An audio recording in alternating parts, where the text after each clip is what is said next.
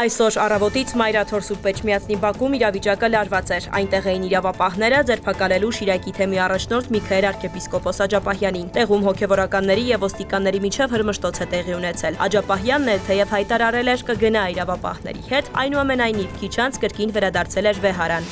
Հաջորդիվ Հայաստանի ազգային անվտանգության ծառայությունը Միքայել arczepiskopos Աջապահյանին կոչարեց չթաքնվել իրավապահ մարմիններից եւ ներկայանալ իրեն սպասող ազգային անվտանգության ծառայության օպերատիվ խմբին։ Ավելի ուշ Մայրաթորը հայտարարություն տարածեց, նշելով Աջապահյանը կայացրել է որոշում կմեկնի Երևան ներկայանալու քննչական կոմիտե։